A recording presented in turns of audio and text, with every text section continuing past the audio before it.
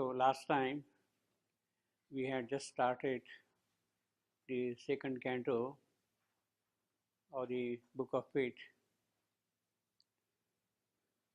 where a lot of important things are said, a lot of important things are disclosed, a lot of important things are revealed.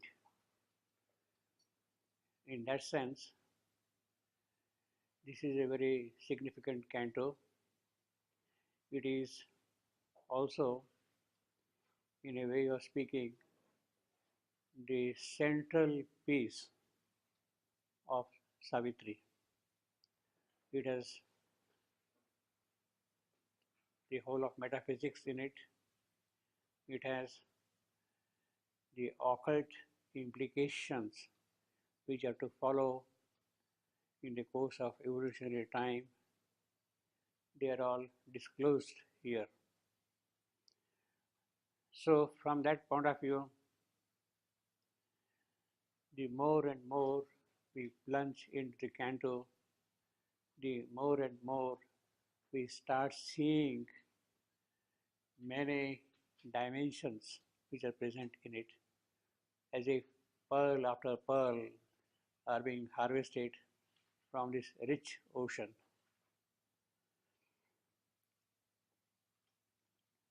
Last time I told you, for instance, the very first sentence of the canto is silent, sealed, irrevocable decree, the word of fate that fell from the heavenly lips, fixing a doom no power could ever reverse. Now, the entire implication here is the word of fate, and that word of fate fixing a doom.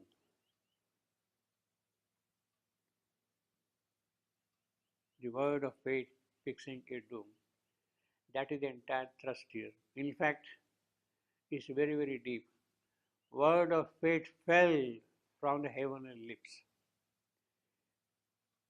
In other words, Narad is only instrumental in bringing that word of fate. He has lent his lips to utter that word of fate. He has lent his lips, you see. But at the same time, there is something in Narad which opens out, which responds to what can come from the higher source of knowledge, from the higher source of occult possibilities which are opening out shortly. So he is lending himself more to that. It's not just he is lending his lips, he is lending himself totally to that and fixing a doom. That is the action which is achieved through the instrumentality of Narad. Doom is already fixed. Doom is already decided. It is decreed. It has to happen. Satyavan must die. It is beyond Narad, beyond Savitri, beyond the cosmic workings, beyond Savitri's mother, beyond everybody. The doom is already fixed up there. The central aspect is the occurrence of the doom. It has to happen. It has to happen. Because it is that doom which will open out to the new world, to the new possibilities in this creation. Unless the past is removed totally, the new cannot begin, the future cannot begin.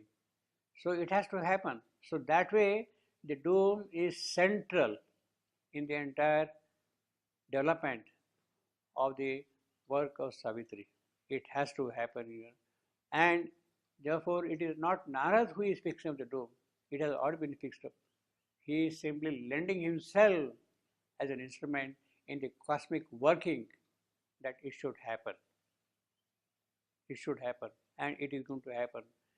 And then, of course, we have seen that being the word of fate fixing the doom, being on that status of the standing, it is irrevocable. It cannot be changed. The transcendental decision has already been done. In the very first canto of Savitri, December dawn, there is the colloquy of the gods. The gods are debating among themselves about the issue of this creation. They are trying to find out the way out for things to take forward. God said it. The problem was the omniscient goddess, the divine Shakti power. She wanted to come here and let the new future begin. But she found that it was not happening. She was resisted, she was not received, she was not accepted by this creation. And therefore, the gods debated among themselves. The colloquy of the gods is there, and a solution had to be found. And what is the solution? The only solution is that omniscient goddess, not from the transcendent, she must take a mortal birth. She must come down here upon earth, take a mortal birth. She must come here as an avatar. And it is through that avatarhood of hers that the new gates can be opened out. In order that that happens, she has to meet doom. The three disputants which are mentioned in the first canto, earth, doom, and love. They are the three disputants. They have to meet together. The doom is fixed now here already. Earth is a field of operation. It's a field where things will happen. The evolution will happen here. The course will be opened out here upon earth. Love, love which is in the grip of death, has to be released from that grip. So that is the conflict. In order that that happens, Savitri must come and take the human birth. She must meet doom. She must meet death. So fixing a doom. It was already fixed there up. Now it has to happen on the physical plane here. Fixing the doom on the physical plane here on the earth. And it is there you see the greatness of Narad. He comes here, and here on earth he fixes the doom. It must happen. That's the only way by which things can proceed further. So in that sense, he is really playing a very crucial, very significant role.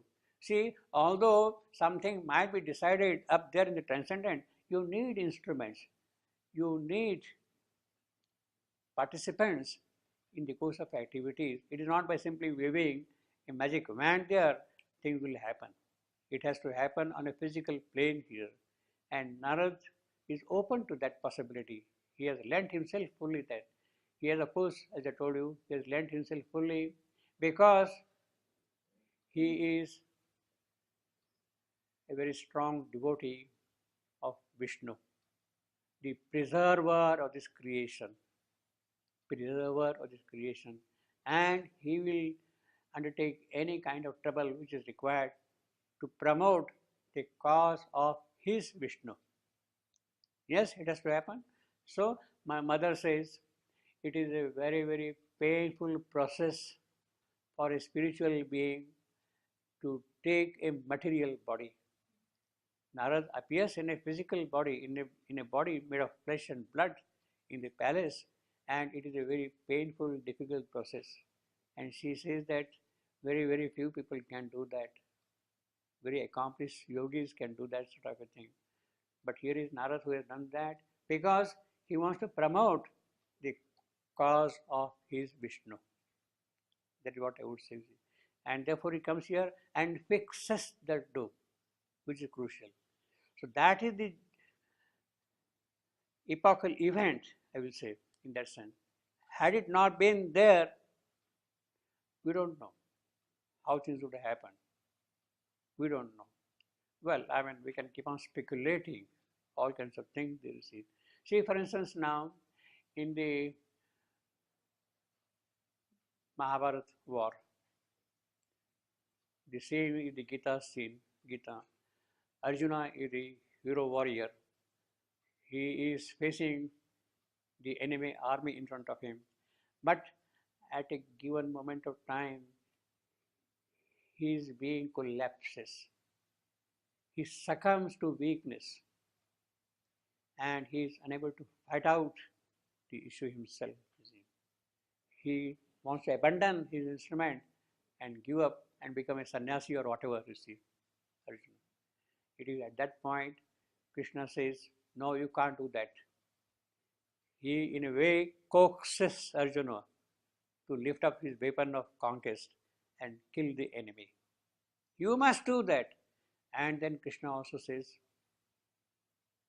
look, I already killed these enemies in the occult world. They are no more there. But you have to do that thing now here on the physical plane. In other words, Krishna needs Arjuna on the battlefield here on this earth to fight the battle. Some instrument is required.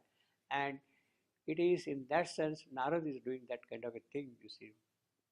Some instrument is required. Savitri is going to do it, but the whole thing has to be initiated by that process. Not only that, Narad also puts a part of his spiritual force in the soul of Savitri. And it is that which makes her will firmer, stronger, decisive. Yes, it has to happen. She becomes ready now for that thing. Now, so that is the occult background here. Why she fell to the level of human mind. This is about Savitri's mother, a field of mortal grief and nature's law. We saw that in last time. She bore a common lot of men and felt what common hearts endure in time. This is the quality of Savitri's mother, human quality, human Savitri. And then she voicing us question to the inscrutable power. The queen now turned to the still, immobile seer. She is now going to question Narad. He has fixed the doom. And what is she going to question? Her question is direct. Her question is it thy God who made this cruel law? That is his question. Mr. Narad, please let me know. Is it your Vishnu who has created this cruel, harsh law in his creation? What is it? He is supposed to be a very benign person and whatnot. And you are telling me that this cursed lover is going to die tomorrow? Is it your God who has given rise to this situation? She is really questioning God himself, you see, that way. Now, this is a crucial question. This is a crucial question. And it is in answer to that question, Narad opens out and gives a long answer, you see. He opens out that. Basically, is it thy God who made this cruel law?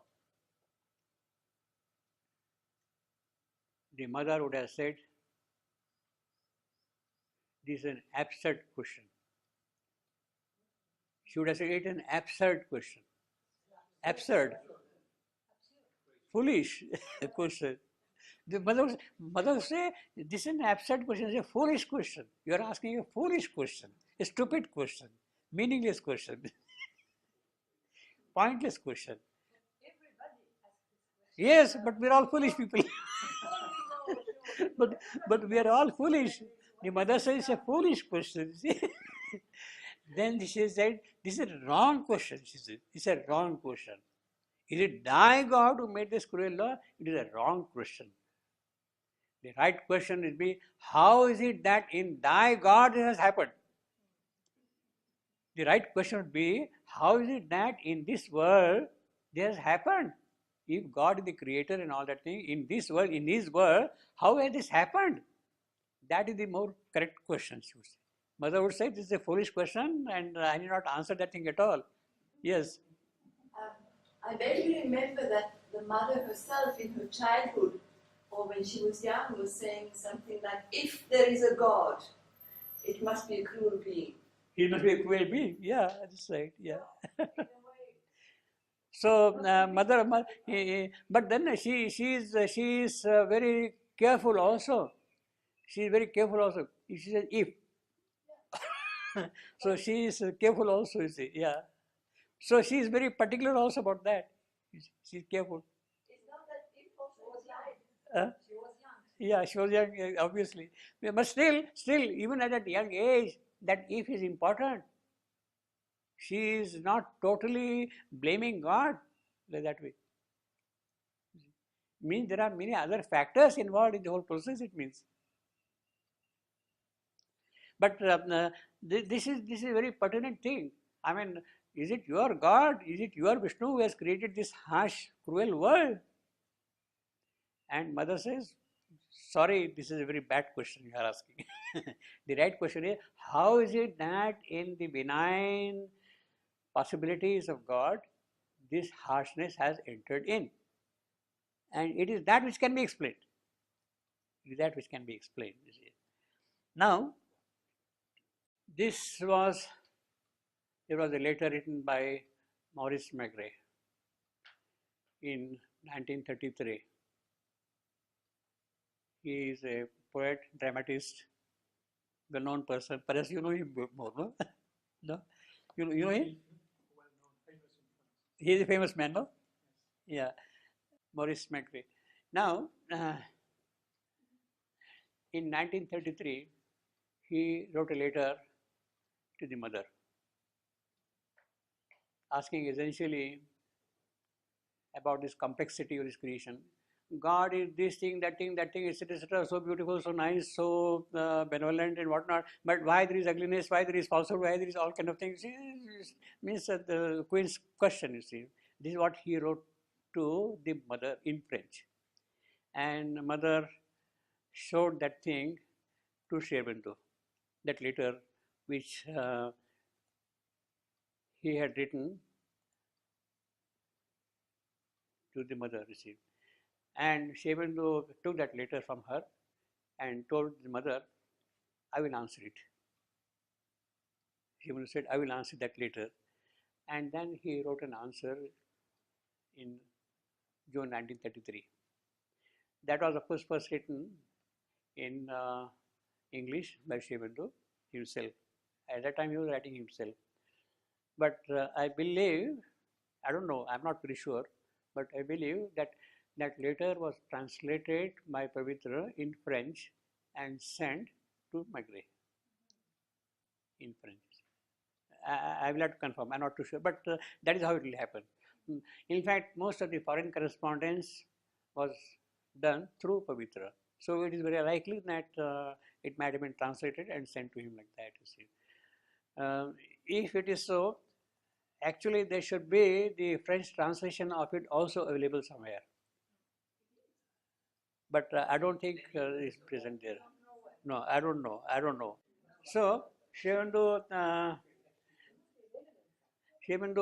wrote a detailed letter about 8-10 pages, means about maybe 5,000, 7,000 words long letter. And along with this particular letter, there are other 2 or 3 articles which are put in that book. The title of the book is The Riddle of this World. So they have put a few more accompanying articles related to this topic. And that came out about the same time. About the same time. But this letter is a famous letter and it's available anywhere on the web also. It's there, you see. But this is a full letter, you see. And what a beautiful letter it is. If you read the original English, really beautiful letter, I say. I mean, such impeccable presentation. Absolutely. But he knew it didn't answer many questions from everybody. He knew. Yeah, of course.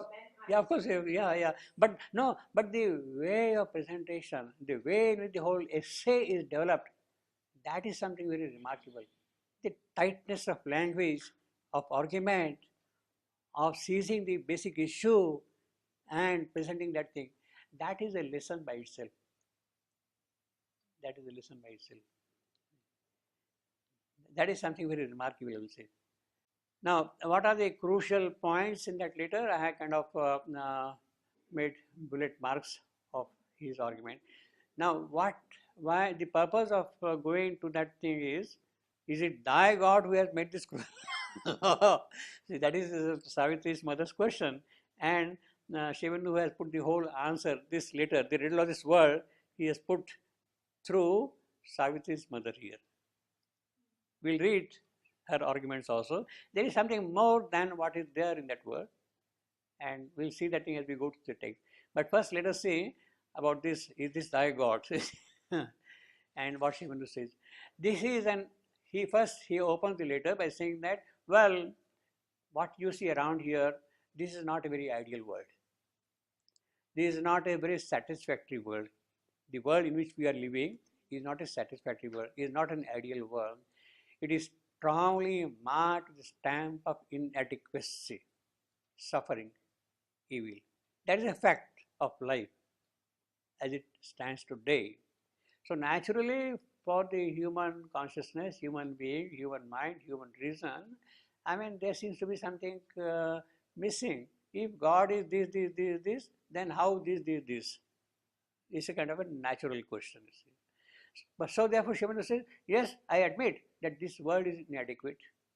This world is full of suffering and evil. It is a fact of life that you can't deny, and you can't run away from that also. This perception, but then he also says that, see how Shivandu turns that argument. Yes, there is anguish, there is suffering, but that is necessary because it is that which prompts you to make progress. This perception is in a way the starting point of the spiritual urge. You start asking questions, why it is so? Something prompts you to ask that question. Something prompts you to go further and find solution to that. The quest begins with that question. The moment you see that contradiction, the quest begins with that question. The shadow overhanging the whole range of this manifested existence. Yes, it's there. Now therefore you start asking questions, why there is the shadow? There is the sunlight, there is the truth light and all that thing. Then where from has that shadow come? How it has come? And it is spreading over the entire world here. How? So that is the question which is prompted because of the inadequacy of this world, the unsatisfactoriness of this world, that prompts you itself. So in a way, it is good that the world is made inadequate. Otherwise, we would not have asked that question at all. We would have lived in the ideal level and remained static. We would not have made any progress at all, you see. But what is the essential character of all manifestation? He is asking a question now. Yes, this is there like that, but is it all that? Is that the nature of this manifestation? Had the physical world to be of this nature, full of ignorance, full of suffering, full of misery, full of anguish, full of difficulties, has it to be like that? Is it the essential character of manifestation? Essential character of manifestation. It need not be, he says. Had the physical world to be of this nature, can it be nothing but this? Now, the answers to that is the desire of birth. Yes, we want to come into existence. The will to manifest, the will to create. If this world is full of misery and suffering and all that, then the desire to take birth, the will to manifest, the will to create, to enjoy life here, then it becomes the original sin. Then it becomes the original sin. If the world is like that, and then still you want to desire that sin, you see, and withdrawal. Therefore, to get out of this original sin, the only way is withdraw from birth or manifestation as sole possible way of salvation. Get out from here. Get out from here. This is the original sin. Get out from here. That is one type of an answer. The imperfection, the evil, the suffering may be a besetting circumstance or a dolorous passage. The other possibility is, yes, you get out of here. Look for salvation. Look for salvation. The other possibility is, yes, there is imperfection, there is evil, there is suffering, but not the very condition of manifestation. That is not the essence of manifestation. It has happened in manifestation, but that is not the essence, the real stuff of manifestation. Something which has occurred on the way, and you have to deal with it, you have to tackle it. That's all. Besetting circumstance or a dollar, but not the very condition of manifestation. That's not the very condition of manifestation. Is not designed that way that evil, suffering, etc. should arise. It's not designed that way. Not the very essence of birth in nature. So, wisdom will lie not in escape. Don't run away from here. Deal with the problem. That is the affirmative spirituality of Sri Aurobindo. The affirmative spirituality of Sri Aurobindo. Yes, there is a difficulty. Tackle it. Don't run away from difficulty and go to Nirvana, go to some Brahman or merge there and disappear from here. Wisdom will lie not in escape, but in the urge towards victory. Urge towards victory here. That is the affirmative spirituality of Sri Aurobindo. Urge towards a victory in spite of the difficulties. In consenting association with a will. Now, towards victory, by what method? By identifying your will with the will which is there behind this world. By identifying your will with the will which is there behind this world. Make your will one with that will, and then towards the victory, the path is opened. A discovery of the spiritual gate to perfection. That is the way of stepping into the world of victory and conquest.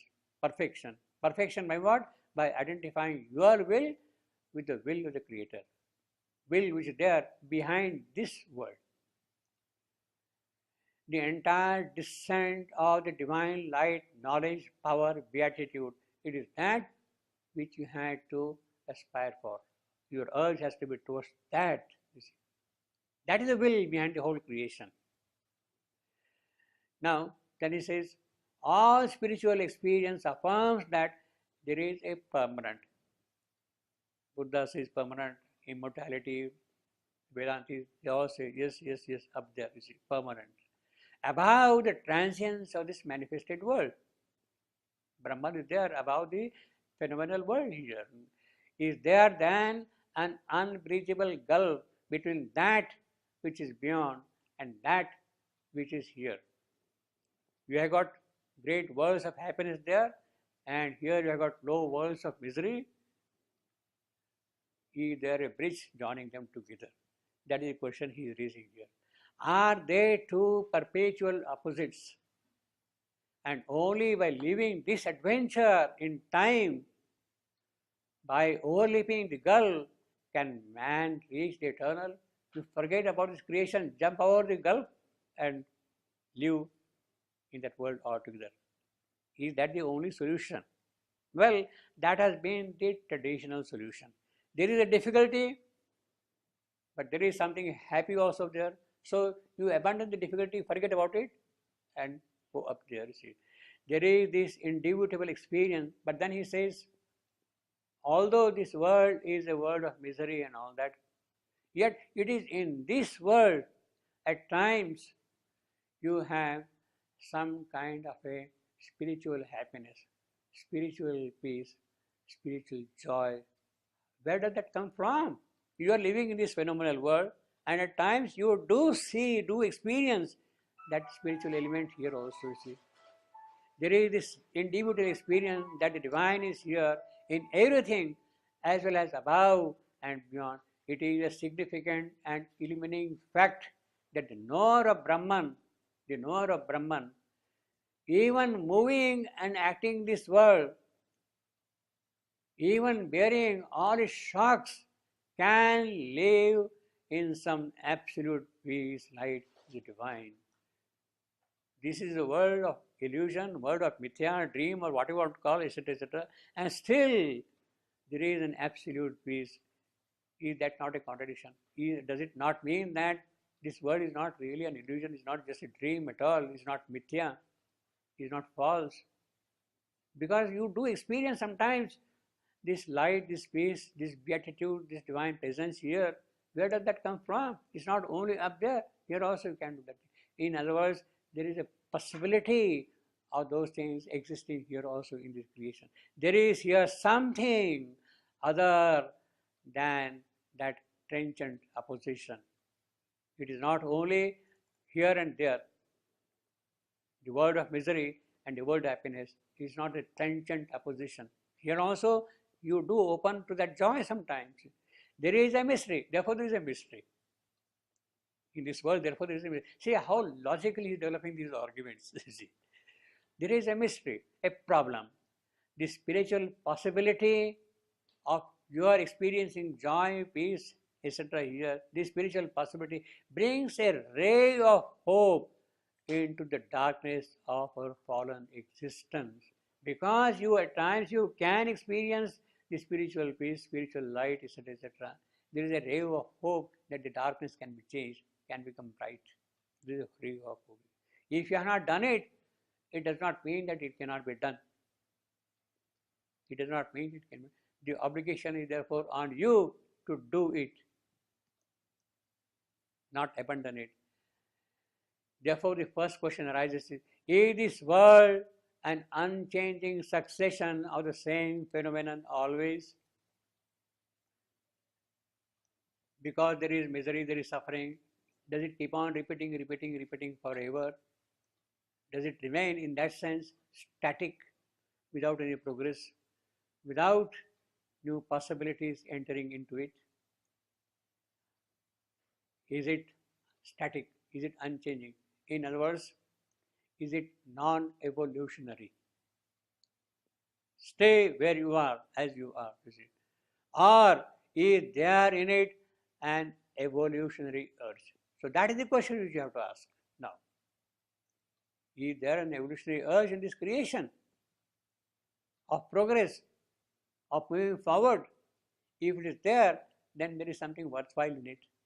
Then perhaps it is that track which we have to follow and move forward.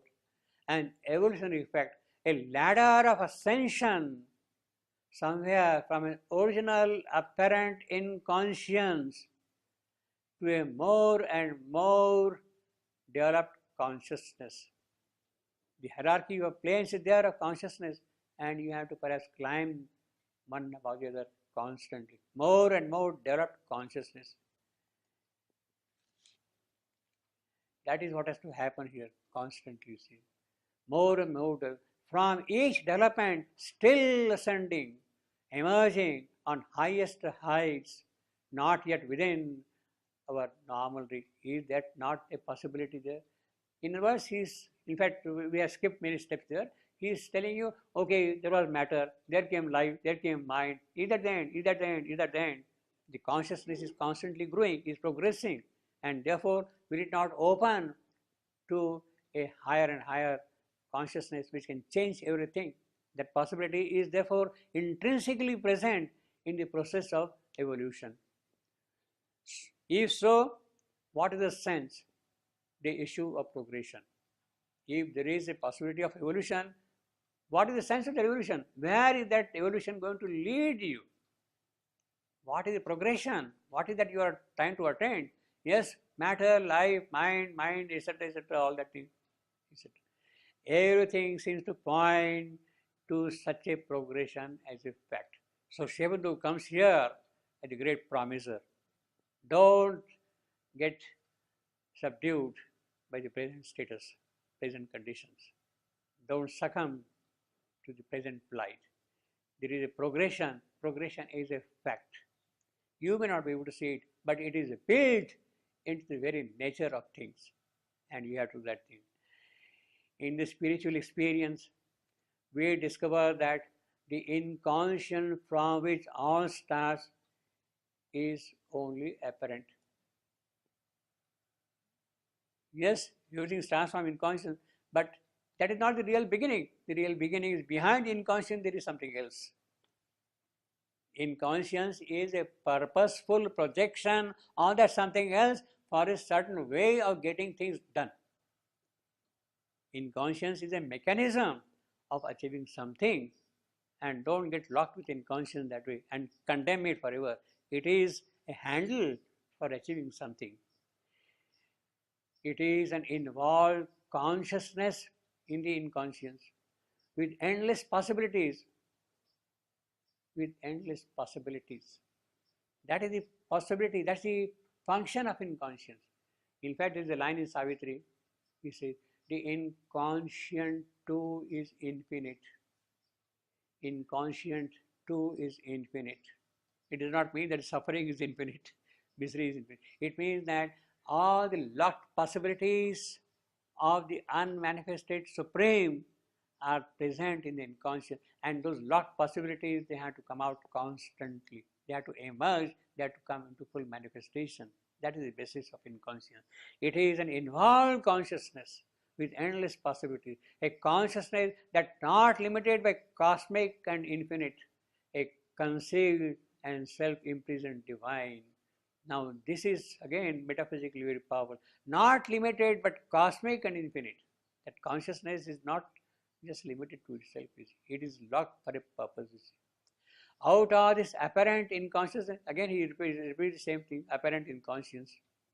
Out of this apparent inconscience, each potentiality is revealed in its turn, one by one.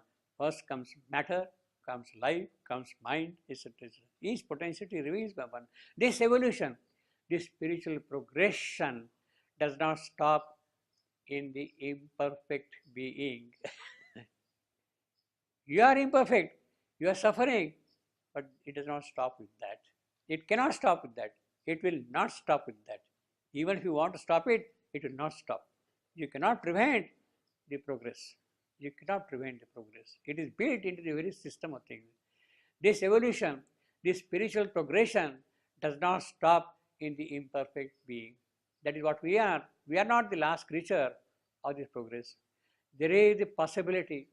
There comes at a certain point this certitude. Our mind may be wavering, but if you are open something to the inner perception, we also acquire a faith, we acquire a certitude. Yes, there are new things which can come out to me. See, there is a possibility. There comes at a certain point this certitude that there is a far greater consciousness. It has to come out. It has to open out. By ascending the ladder, we can find a point at which the hold of the material inconscience ceases. The hold of inconscience means as you start going up, first inconscience, there is ignorance, less and less ignorance, more and more knowledge. Then you step into knowledge, and then knowledge and knowledge and knowledge. There is ignorance has to cease there also. A principle of consciousness becomes capable of manifestation. Now this is the basic philosophy of the life divine. In a single phrase, you can say that the entire life divine is condensed here. Principle of consciousness becomes capable of manifestation. Everything, if you want to give the full summary of life divine, it is here. And then you can write 1,000 pages on this line, see. In this vision, that is what Sri Aurobindo says. In this vision, each stage of evolution appears as due to the descent of a higher and higher power of consciousness. Now this is important. Now evolution is a double process. Something getting prepared from below, something entering into it from above. It is not only from here. Something also constantly entering into it from above.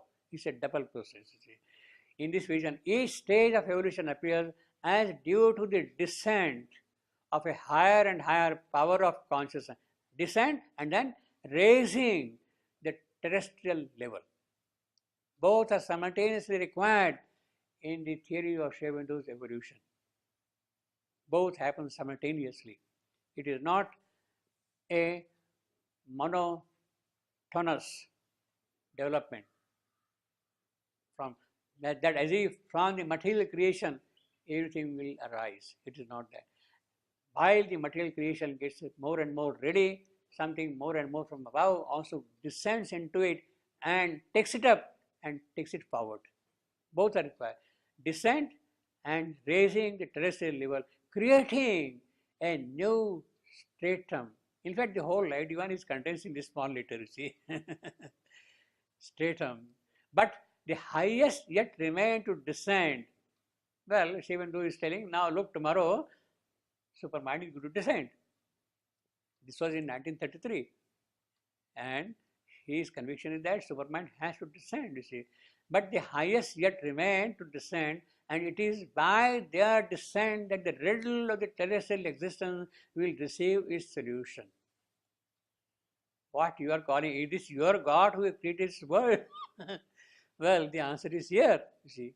So Narad is going to tell Savitri's mother, look, madam, this is the thing opening out for you, see. Decide that the riddle of the terrestrial existence will receive its solution, and not only the soul, but nature herself find her deliverance. Now this is pure Sri Aurobindo. This is pure Sri Aurobindo.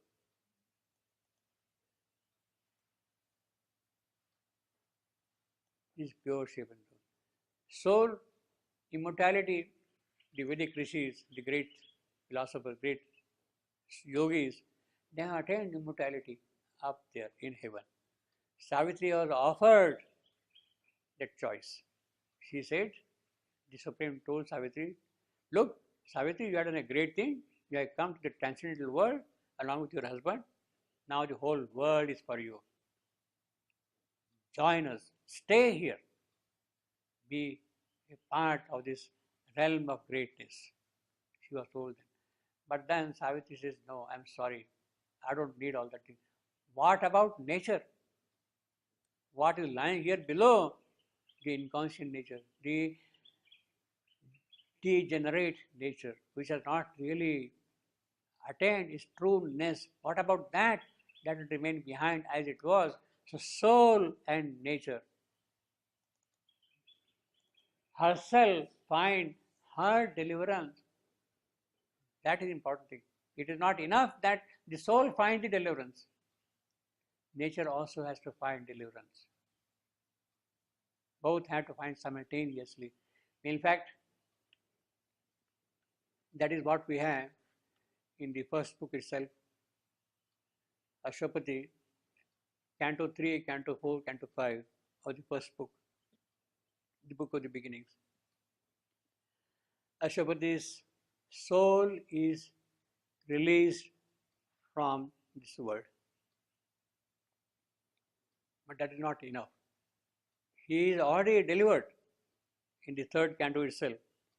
By 1908, Sri Aurobindo had already that realization. He already had that realization. As far as his soul is concerned, he is free, he is released totally.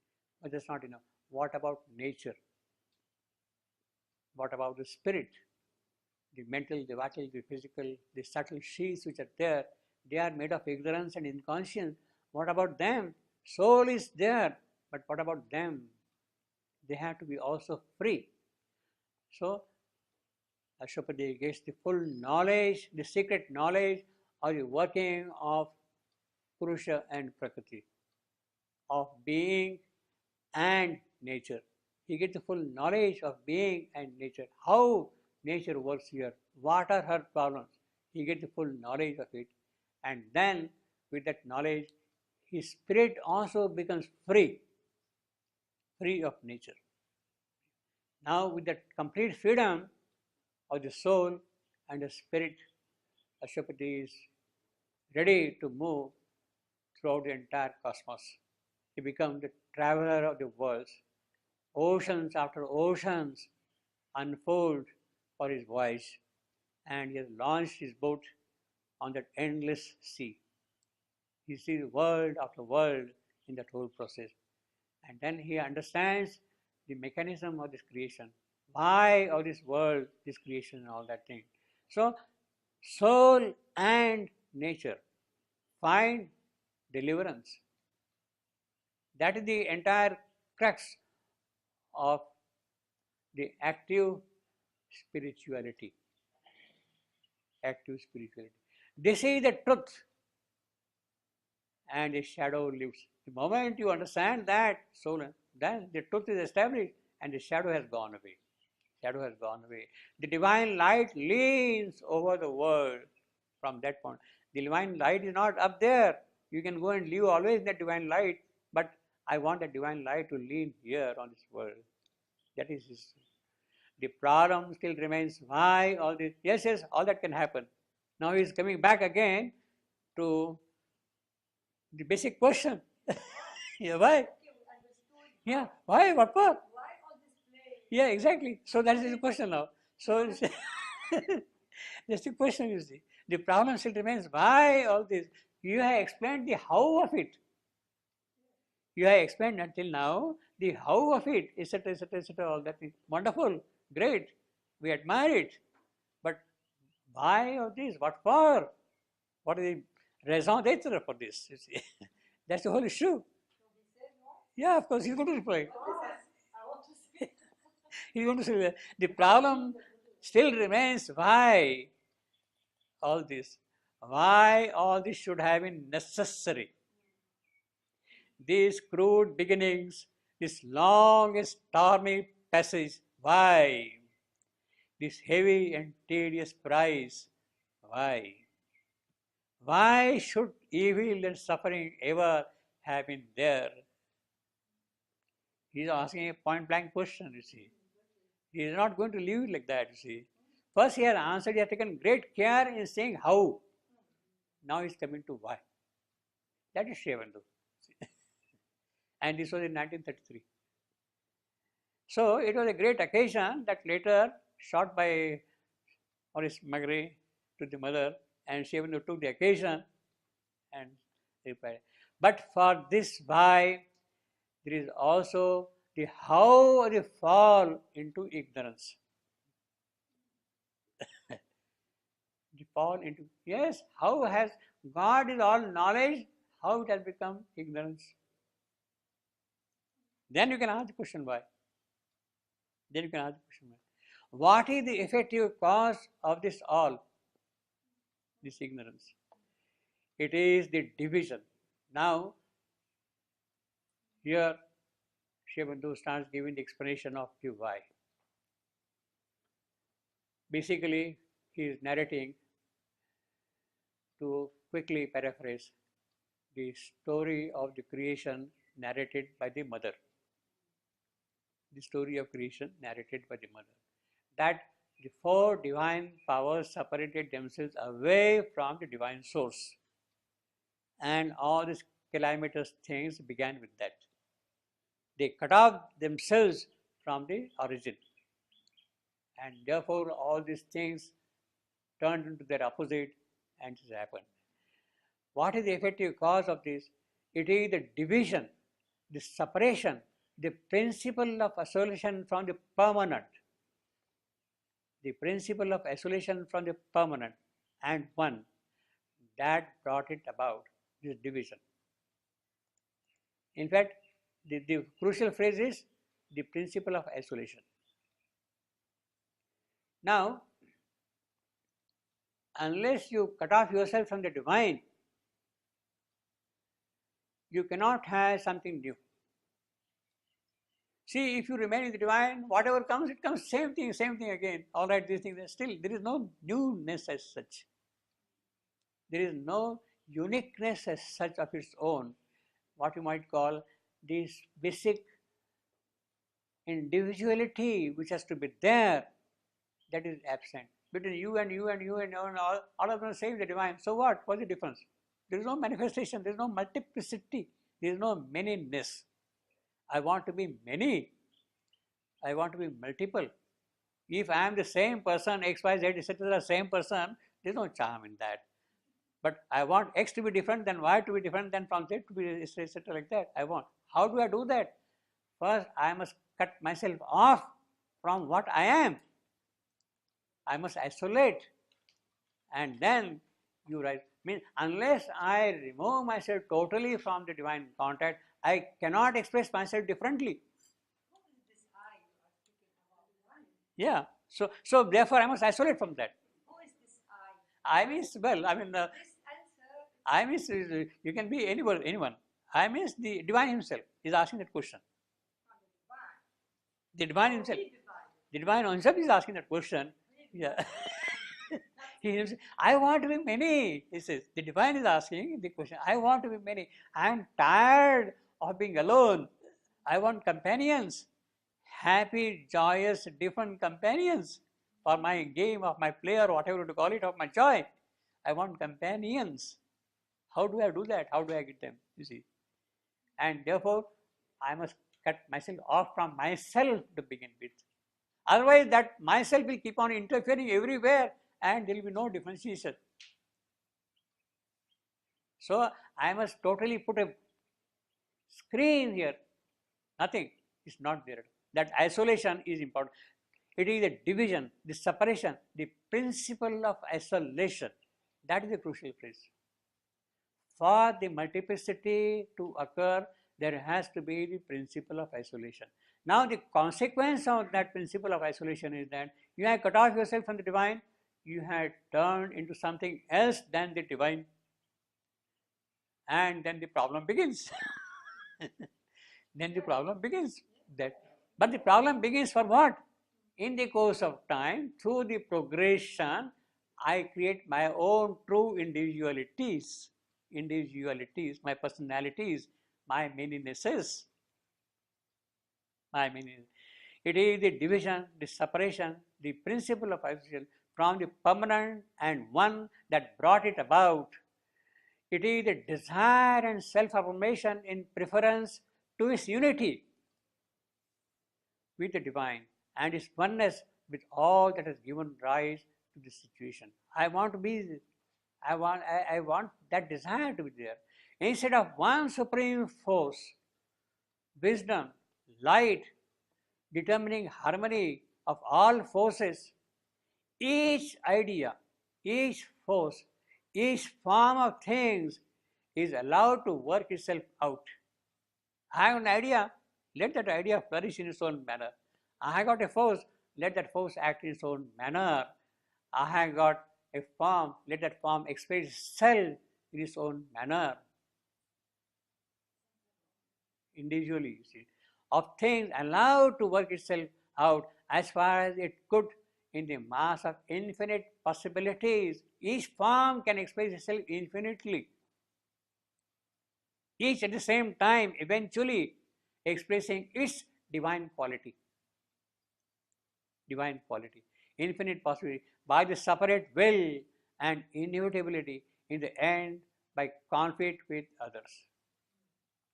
Then once consciousness separated from the one consciousness, inevitably the result was inconscience and ignorance and inconscience. Obviously, because you have cut off yourself from the divine. See, it's something like this. The way in which it is narrated in the Indian Puranas, Brahma created this world by tapas, by tapasya, by extreme degree of concentration, of focusing himself entirely upon himself. So when you start concentrating upon yourself alone, what happens? There is total unawareness of what is there outside. And you get so much absorbed that as if the outside is no there at all. You get kind of lost into yourself. And that becomes the starting point of the new creation. By extreme degree of concentration, by focusing entirely yourself, you have lost total awareness of yourself. You have concentrated yourself so much that you have lost total awareness of yourself. It means that you have created inconscience.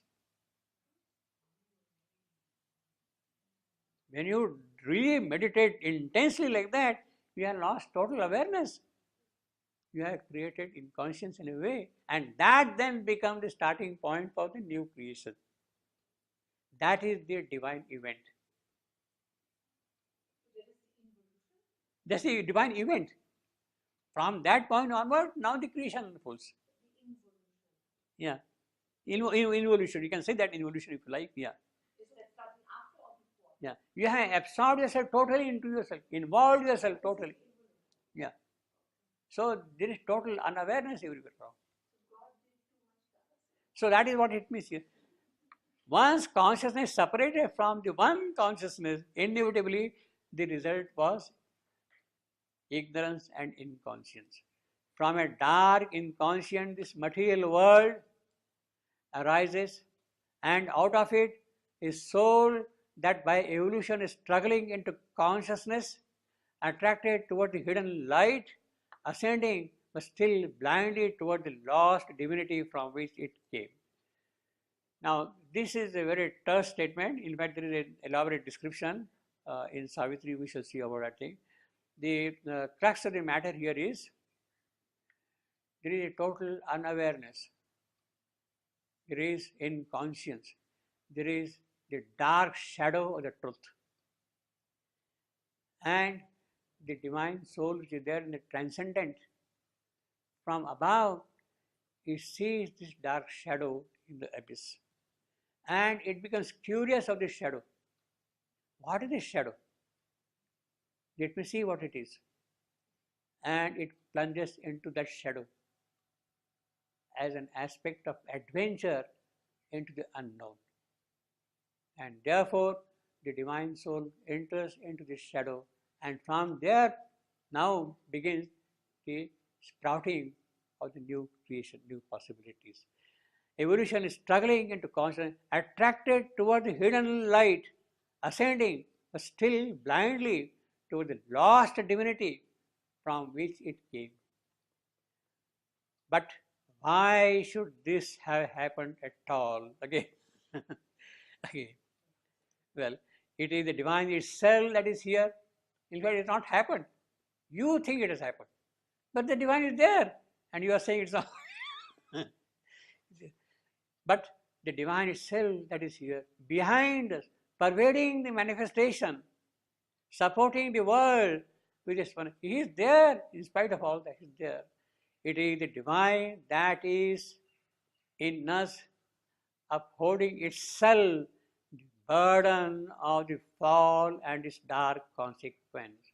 It is not you who is suffering. It is the divine himself who has taken the burden upon himself. Yeah. You are a part of the divine, it means. It means you are a part of the divine, you see. Because he is suffering, so you have identified yourself with him. You see. It's a burden of the fall and its dark consequences. If we find out this divine within us, this is what we are saying, then we have discovered the gate of deliverance. In it, we can remain ourselves. Even in the midst of this world's disharmonies, we can remain luminous, we can remain blissful, we can remain free. If we have discovered that gate of deliverance, that the divine is there even behind this, if you have discovered that. But still, what is the purpose of this disharmony? Why came this division and ego? This world of painful evolution. He is persisting on that question. He is not leaving you like that, you see. Why must evil and sorrow enter into the divine good and bliss and peace? That is a human question, obviously. Once manifestation began, infinite possibility also began. That is the why. Yes, the manifestation has begun. In manifestation, what? Infinite possibilities. Every aspect of the divine has to come into expression. Once manifestation began, with that manifestation also began the infinite possibility. And one of the possibilities of that infinity could be evil, be dark. There is a possibility. Why do you rule out that? That is a possibility in the infinite possibilities. Infinite possibility also began, and among the infinite possibilities, which it is the function of the universal manifestation or the negation, the apparent effective negation with all its consequences, the power of light and bliss was evidently there. Out of the infinite possibilities of the divine creation, there is a possibility of the negation. Why do you rule out the negation of the divine himself as a possibility? Yes, that possibility is there, and let that possibility also have its full play. Don't rule it out, because it is a divine possibility. Let it have its full play. And therefore, with all its consequences, of the power, light, peace, bliss was very evidently one. Negation of all these things, of power, light, peace, there's a possibility, and that was allowed. You cannot curb. There is no imposition. There is the free will, the free choice, the freedom is there to allow every possibility to express itself fully. If there is a possibility of the divine negation, it should play out its role fully. You can't suppress it. In fact, if there is a possibility of the divine negation, that must be allowed so that it gets exhausted. So that it gets exhausted. It does not stay on. If it stays on, it will keep taking you all the way. It will not leave you easily. If there is a possibility of negation, allow it to happen. It is stay on and counter it, change it into its true potentiality. So that has to be allowed. Work out the negation, the apparent effective negation. He says the apparent negative negation. See, he uses the word apparent also. In other words, although there is a negative possibility, it looks negative because there is a positive purpose behind that opposition. And therefore, that should be fully allowed. Power, light, this ominous possible became, see how careful, how perfect the phrasing is. This ominous possible became at a certain point inevitable. It cannot but happen. The negation has to occur. You cannot stop it. You cannot arrest it. You cannot say no. It has to. It is inevitable in the scheme of things.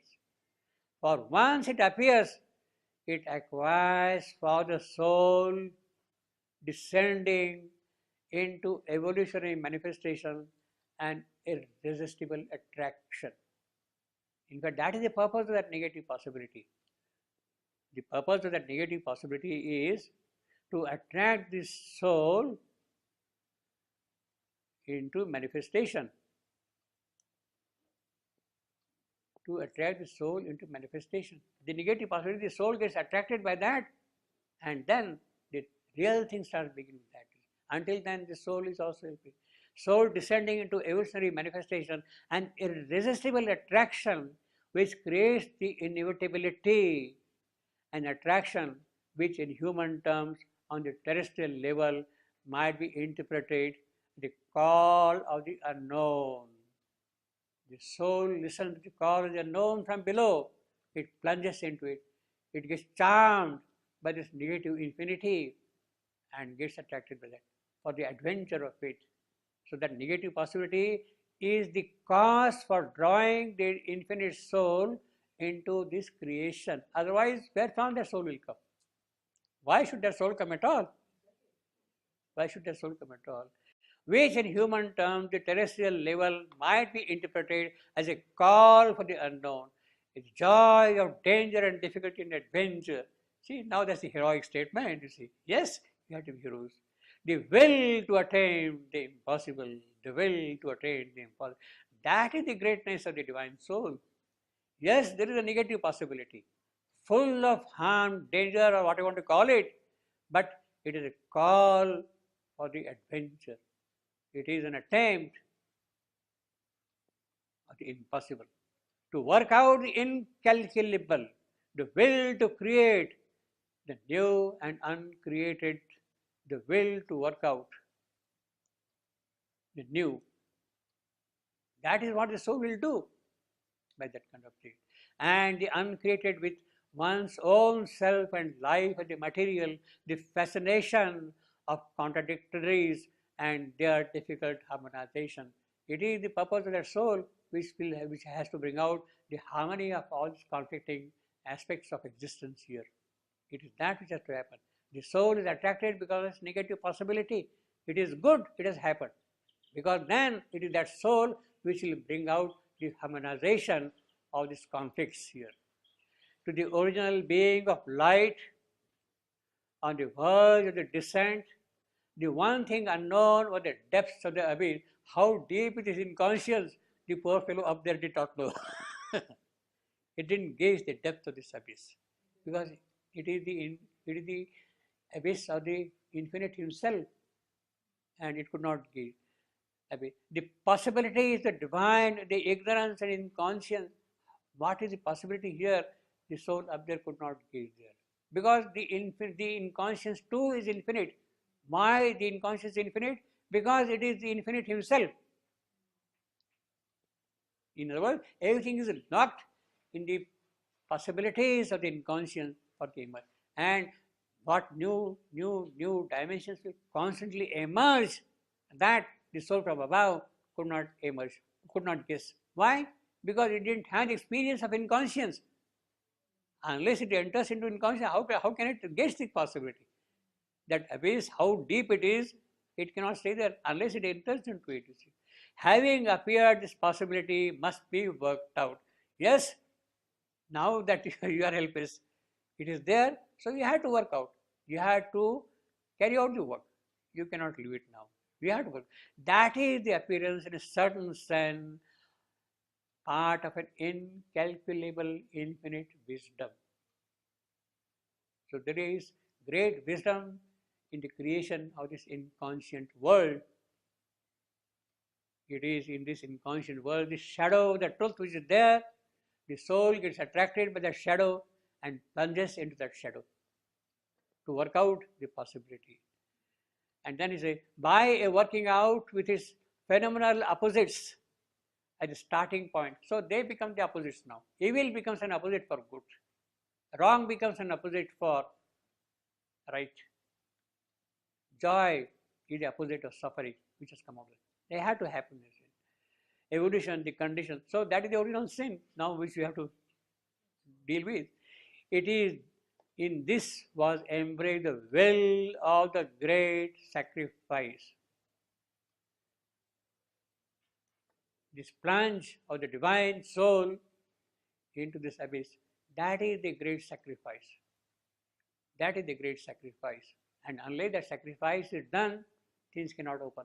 By yatna, by sacrifice, the new creation begins. He has sacrificed his royalty, his majesty, his loftiness, his greatness, his aishwarya, his lordliness, and assumed the state of lowness here.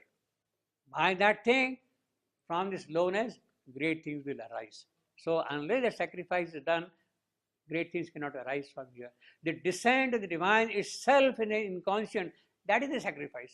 The descent of the divine into inconscient, that is the sacrifice. The supreme realities which lie behind these images assume the divine form. So they look to you as if they are images, but behind those images there are divine forms, natural, implied, etc., etc. Yeah. This is indeed only the truth of the manifestation as it presents itself to the consciousness when it stands on the border between eternity and the descent into time. When you stand up there, then you see this truth of manifestation. Until then, you claim, you say, your God has created this world, but not that when you are right here. It is only when we rise in the spirit beyond the zone of darkness and struggle that we enter into the full significance of it, and there is deliverance of the soul from its enigma. That was the enigma of Savitri's mother, and that is resolved and received. Full significance of it, and there is the deliverance. To rise to that height of liberation is a true way out and the only means of the indubitable knowledge. All right, we acquired that thing, but that's not enough again, you see. But the liberation, yes, you had transcended all that thing, but the liberation and the transcendence did not necessarily impose a disappearance.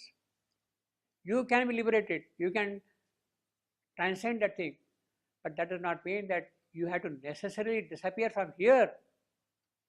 You have a certain kind of an obligation to fulfill here. You cannot just walk away from here. You cannot just, it is not necessarily impose a disappearance. That is Sri Aurobindo again, the positive philosophy of Sri Aurobindo. A sheer dissolving out of the manifestation, that is not allowed in Sri Aurobindo's system of yoga. Disappearance is not allowed out of manifestation. You cannot go into laya, disappear, dissolve into somewhere else. It can prepare a liberation into action, but if you liberate yourself, you conquer that thing not for disappearance, but to liberate into action. You have to carry out certain action here, or the highest knowledge and the intensity of power that can transform the world. After deliverance, etc., etc., you have an obligation. Don't disappear. You have an obligation to transform the world. With that knowledge, with that power, live here and carry out the divine role here and fulfill the evolutionary urge. You have to be a part of the evolutionary urge. It is an ascent from which there is no longer a fall. Once you have accepted this creation also as a part of joyous evolution, then it is not a fall at all. It is progress, progress, progress, progress, progress, continuous progress. It is what is inherent in force of being, manifesting, manifest as becoming. Being, manifest as becoming. Yes, you have to become. It is that force which is becoming here. But what that manifestation shall be, its terms, its balance of energies, its arrangements of principles, depends on the consciousness which acts in the creative force. It is she who will decide that consciousness. If she comes here as life, she will manifest the aspects of life. If she comes here as mind, she will aspect. If she comes here as power, light, joy, beauty, love, it is that which will manifest here. Depends upon her. Its arrangement of principle depends on the consciousness which acts in the creative force, on the power of consciousness which being delivers from itself for manifestation. It is the nature of being to be able to grade and vary its powers of consciousness and determine according to the grade and variation its world or its degree and scope of self-revelation. It is for each individual to express his individuality in that consciousness. It is that which is the appearance, not the disappearance. That is the appearance. The manifested creation is limited by the power to which it belongs. Obviously, if it is the power of life which manifests, then the creation will be limited by the powers of life. If it is mind, it will be limited by mind. If it is supermind, it will be the expression of supermind. So it is that which automatically puts its own conditions, boundaries of operation. This is what is happening in the evolution of consciousness in our world. A world of inanimate matter producing under the stress of this necessity a power of life, a power of mind which bring into it new forms of creation and is laboring to produce, to make, descend into some supramental power. It is making an effort there. His true stuff of walking, man, is made out of a fire of faith. If you have developed that conviction in your soul, then that becomes the support for you to walk forward. Faith. Now he is coming to some occult aspect of it, not the philosophical. Faith. Than any ascertained and indubitable light of knowledge, it is the soul's faith that soul has come here for a certain purpose and soul is taking you forward. But in itself, this should change nothing in the creation here. Still, he is saying he wants to change this creation. Nothing would change here. The evasion of a liberated soul from the world makes to the world no difference. The world remains as it was, obviously. And that has been the tragedy of all spiritual attainments so far. They have done great things spiritually, but the tragedy has been that they have liberated themselves, but the world has remained what it was all along, miserable, suffering, etc. But this crossing of the line, if turned not only to an ascending, but a descending purpose.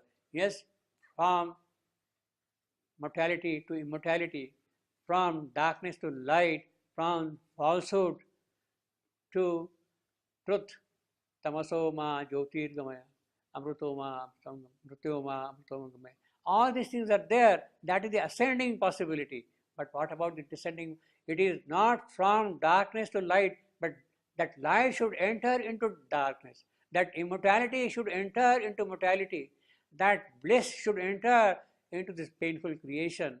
That is required now, not this way, but also that descending purpose would mean the transformation. That is the whole thrust of it. The descending purpose would mean the transformation. It would mean, the transformation would mean a new creation on earth. So Sri Aurobindo has come back now to his basic thing. So it will never end. Never. Why should it? After the supramental, we will start again. You supramental happiness. No, Yeah. It means after the supramental, we will start again all this No, again. it's not again. No, One minute. you start creating things now yourself in the supramental vision and force and light.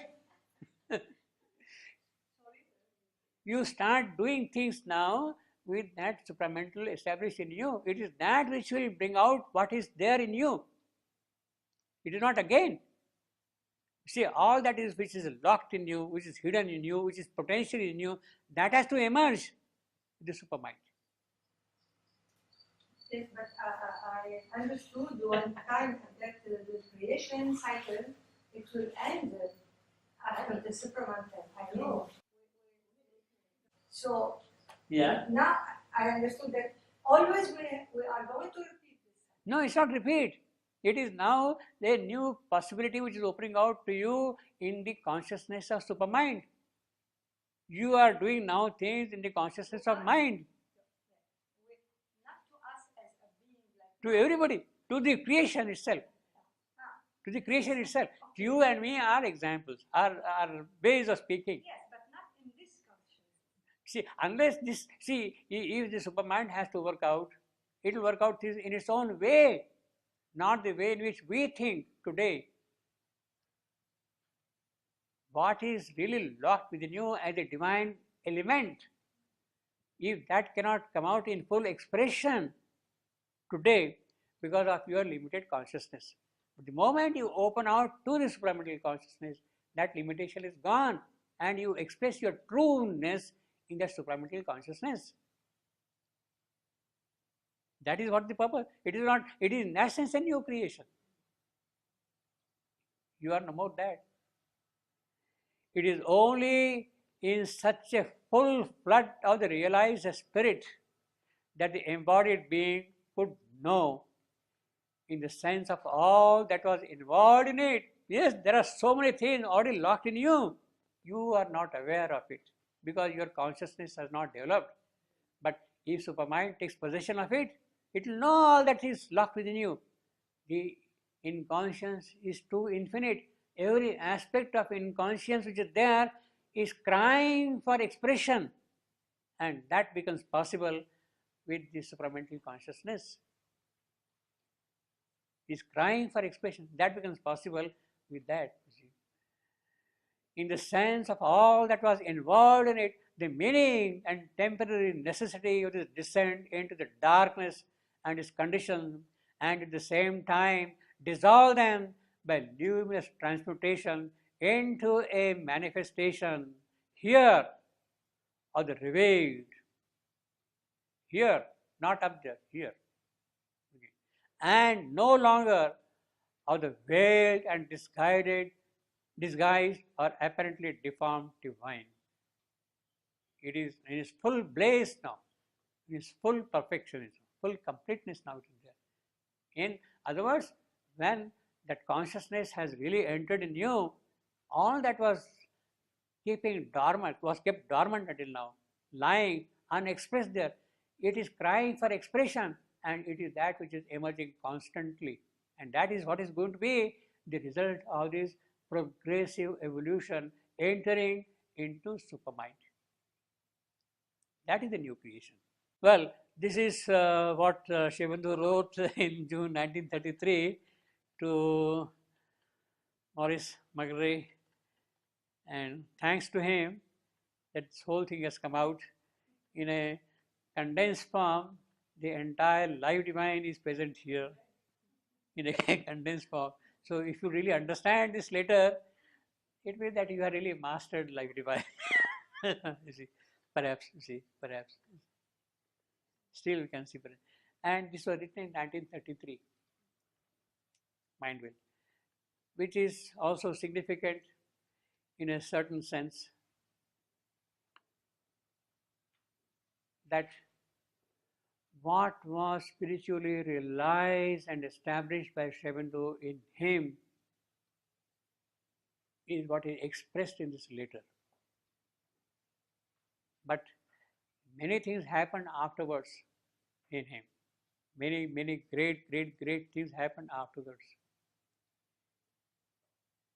Those we can perhaps just imagine or guess from this letter. But those are also expressed in Savitri. What had happened after that? Those means, if you want to really enlarge this letter of June 1933, you have to read all these 24,000 lines of Savitri. 24,000 lines of Savitri. Whatever is involved there is there, you see. So basically, the whole idea was Savitri's mother's question, is this your God who had created this harsh world? Finds a full expression in Savitri. Narad gives in his own manner a direct, immediate answer. But all the implications which are locked in that question, they get unfolded in different places, in different manners in the text of Savitri. It keeps on happening all the while. It is there, you see. Voicing Earth's question to the inscrutable power, the queen now, she is voicing her question not to Narad, but to the inscrutable power. The queen now turned to the still, immobile sphere. As I told you last time, still is an adjective, not an adverb. Narad remains always calm, still, assailed with the discontent in nature's down, partner in the agony of dumb-driven thing, and all the misery, all the ignorant cry. Yes, we keep on shouting and all that, but it is an ignorant cry. It is an ignorant cry. We don't know. We say God, this, it, all that thing, but it's an ignorant cry. Even if we ask for a boon, it is an ignorant asking of the boon. We really don't know what the true boon. What we should ask really, that also we don't know. Most of the time our boon is formed by mind or by emotions, which is not really the true prayer also. Passionate like sorrow, I told you last time. Passionate like sorrow. That is the great psychological phrase. Savitri's mother, human being, is passionate like sorrow. Sorrow has a human quality in it, and it is that full sorrow which is imbibed in human Savitri's mother now. She is passionately questioning heaven. She spoke. Obviously, she is going to question heaven itself. She is going to ask that foolish question. Mother would say, she. A while she lost her spirit's tranquil poise. Now that is a great attribute of Savitri's mother. Lost her spirit's tranquil poise. Savitri's mother herself, as we have seen earlier, a person of some spiritual realization, spiritual attainments. The deep questions she was asking, they had spiritual realizations in them. But here she has become too human, she has become too emotional, she has become passionate like sorrow, and she is asking some kind of human questions now. And bore the heavy hand of death and time, and felt the anguish in life stricken deep. Now that is the greatness of Savitri's mother.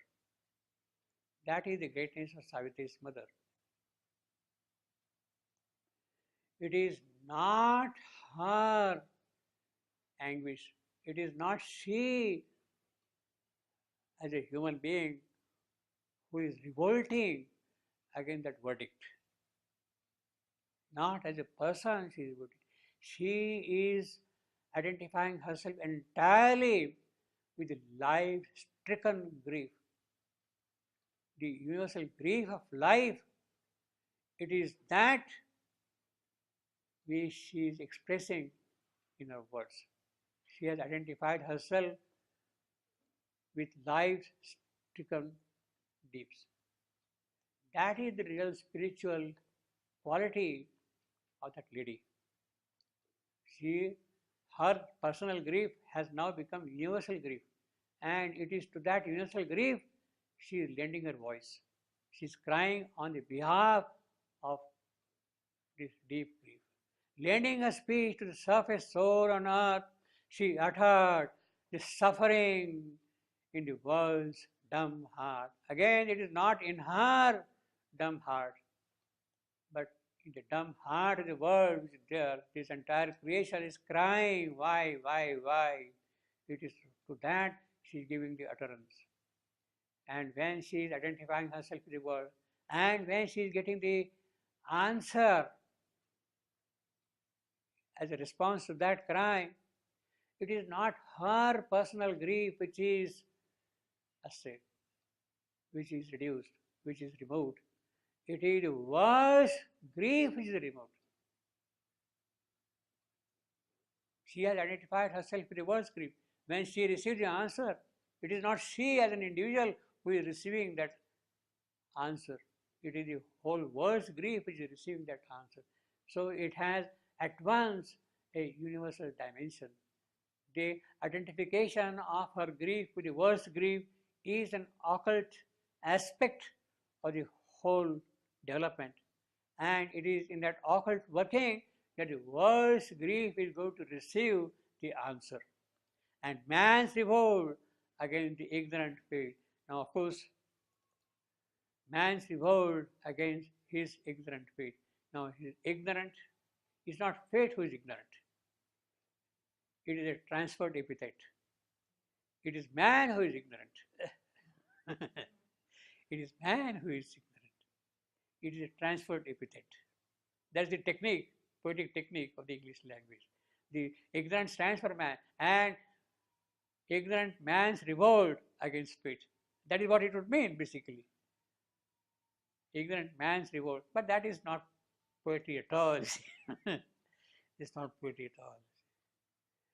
And then she says, "O seer in the earth's strange, by-natured life, by what pitiless adverse necessity